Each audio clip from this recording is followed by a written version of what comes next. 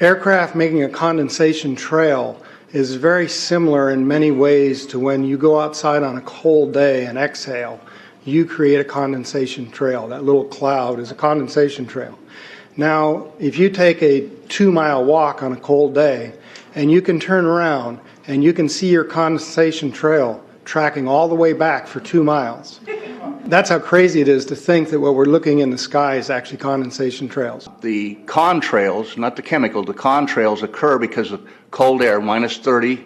It takes high altitude, around 30,000 feet plus. There's carbon dioxide and water vapor in that exhaust. That turns to ice crystals, and that's what you see, the white stream behind it. Those white crystals of ice warm up, dissolve, and the smoke goes away. And it never lasts more than a minute. What we're seeing now, and I first could not believe it, and I started looking at the skies, and these are not normal. They're not natural. There's something going on. I don't know who it is or why they're doing it. All I can testify is it's not natural and it's not normal. It's got to be some outside influence doing that. Thank you. I'm here to give you testimony that chemtrails, they're not contrails, are indeed real. They're spraying almost every day. I watch the clouds and watch the spraying program going on. I want to tell you that we're in very great danger from the pollution that's coming down over us. And we've been led astray by the military-industrial complex, and they're responsible for the cloud's creation and weather manipulation programs.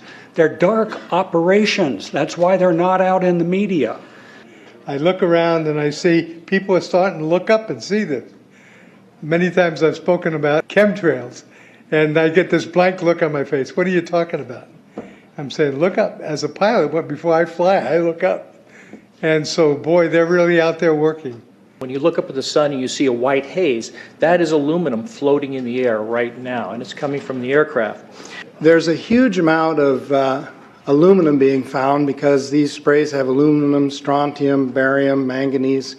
And there's a lot of argument that aluminum is very common to be found, but aluminum is only common in a bonded form. It's not common in a free form, and we're finding high rates of free aluminum in the soil, which is not natural. The metal compounds that are being used are environmentally dangerous. We need to be monitoring them. We need to be testing them. Okay, these previous guys, I've watched exactly what they do, and yes, they are correct. I've seen exactly the same stuff, so ditto marks on those. You want some figures? Okay, latest water test, tested the rain. 13,100 micrograms per liter of aluminum in the rain in 2013. Normally, it should be 0. So 13,100 is pretty damn much, folks.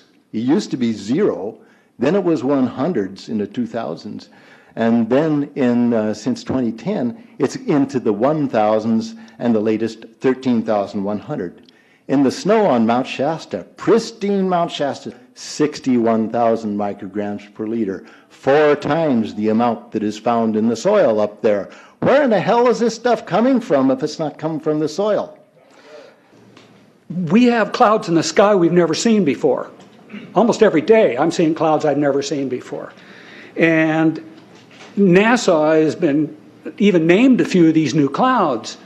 It's really interesting, but NASA is a corporation. I want you to know that. NASA has also conducted a research program in what they call metallized fuels. We're actually putting aluminum oxide right in the fuel because it has 2 atoms of aluminum and 3 atoms of oxygen.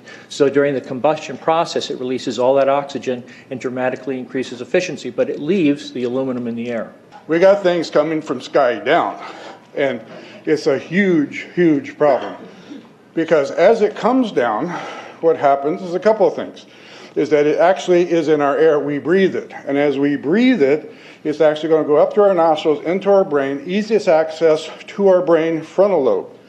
The contaminants that have been identified, which already been mentioned, are aluminum. Aluminum is the #1 free radical generator to the brain to cause early apoptosis, which is early death of brain, and it begins to set off the scar tissue, which we call the amygdalin, which is part of the chemical matrix related to Alzheimer's. I'm a neurologist practicing in Reading for 17 years, and in the past 5 years, I have seen the number of patients with Alzheimer's disease, Parkinson's, and other neurodegenerative diseases tremendously increased, almost quadruple. I became interested in chemtrails about 8 years ago when I was in Hawaii, and the Hawaiians are really being very vocal about it. I concur about the increasing number of Alzheimer's. They have been able to take the aluminum and micronize it, which means it'll stay up longer. But it also means, and I don't know if any of you have noticed a metallic taste in your mouth when they're spraying, but you inhale that, it goes up through your cribriform plate and through your sinuses and into the brain. As you heard, to spray nanoparticles, very small particles. These nanoparticles, they basically trigger a programmed cell death in the brain, and that is the ultimate path we see in Alzheimer's. That's problem number one, because when we look at the Alzheimer issue, we say those are the old. The real problem is, and the real scare I have, is as I am a father of 2, I'm a grandfather of 3. So the drama is our children. ADD started in the 70s. Autism was not on the radar. There was no documents, there was no information. It was 1 in 100,000 children. Today, what we have is 1 in 48 boys. I was part of the early group that was looking for aluminum in ADD and ADHD. And all of those children that started to develop those phenomena had high levels of aluminum. When we figured out protocols to detox them out, to free the body of those particular contaminants, what happened is that their brains came back. When we do this to the age, it doesn't come back as quick, but it will come back. But I'm seeing Alzheimer's in 56 years old. Back in the 70s, Alzheimer's when you were 80. If you remember 8 to 10 years ago, there was this big move to get rid of aluminum from underarm deodorant because it would cause Alzheimer's. Look what they're doing to us now. I want to give you a little bit of history on the background behind nanoparticles has been described before. A nanometer is 1/1000th of a meter. It's very small. In fact, if you have particles, say, that are 40 or 50 nanometers across, you can take and line 50 of them up next to a single red blood cell. These things are extremely tiny. They're pervasive. The collapse and decrease of agriculture is something I worry about even more than the previous info about autism and Alzheimer's. Believe me, I'm seriously concerned with what I'm watching.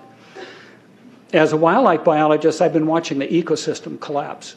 When you lose all your stream organisms, when you have aluminum overload in your streams, you're killing your microbial bacteria and you're disrupting the entire ecosystem. So it goes way beyond just a little bit of pollution.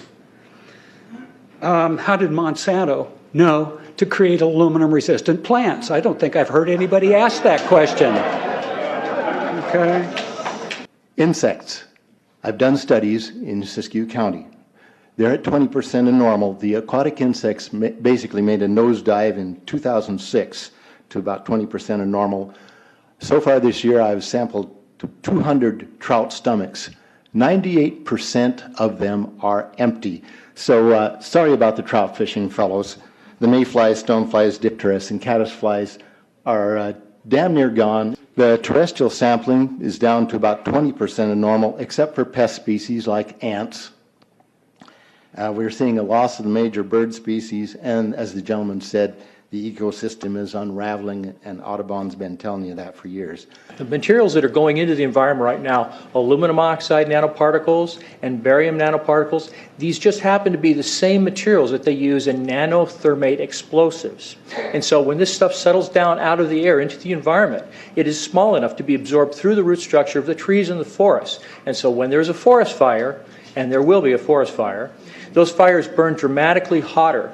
The point is that the cost of firefighting, the cost in the healthcare system have nearly doubled in the last 10 years. The amount of acreage is lost because of fires.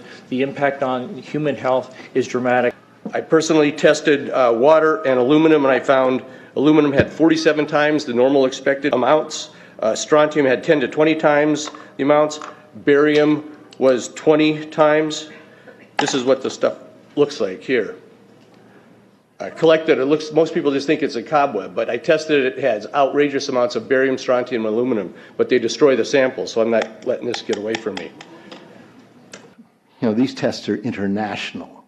in scope. We're seeing this all over the world, guys. Okay, pH of acid soils is 20 times more alkaline. The aluminum in the soil has doubled in the last 10 years. The rain normal was 5.6. It's 20 times more alkaline. Aluminum blocks essential nutrients. I am unable in my garden to restore normal pH, and that's because nanoparticles are now in the circulatory systems of both plants and humans.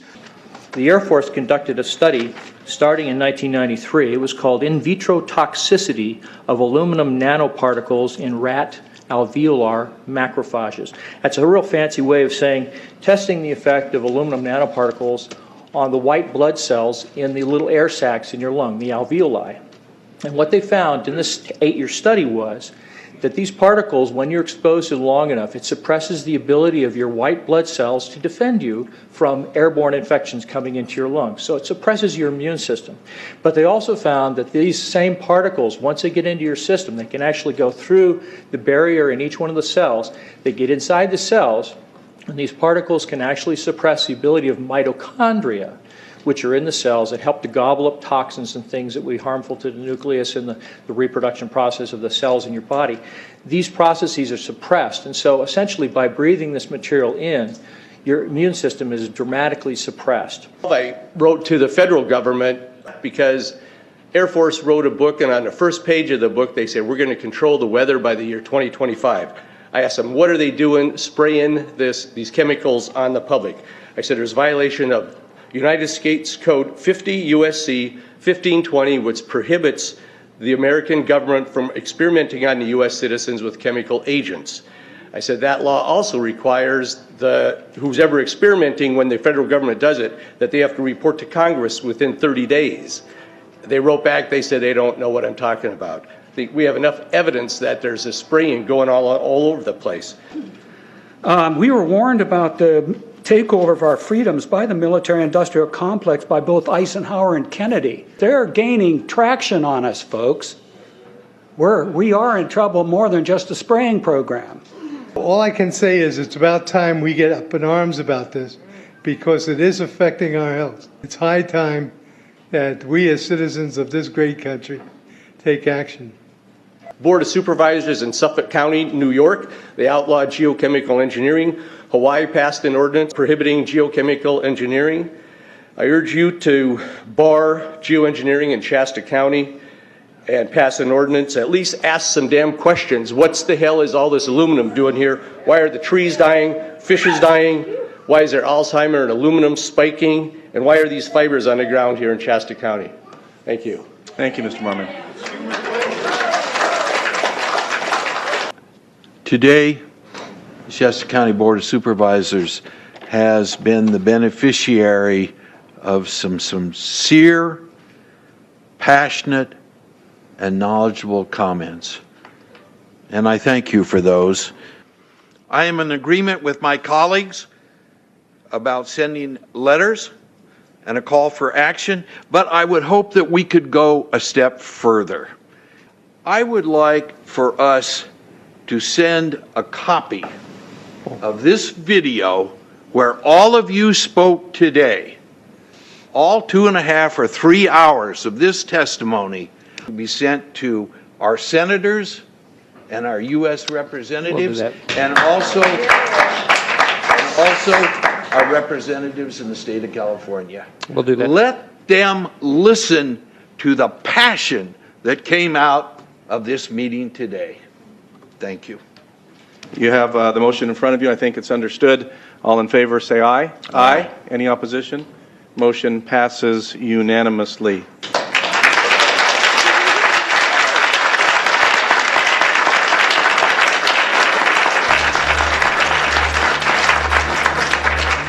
It wouldn't surprise me at all if the response is one that exceeds far the boundaries of Shasta County in terms of the platform that is offered, as evidenced by those who attended today from around the world.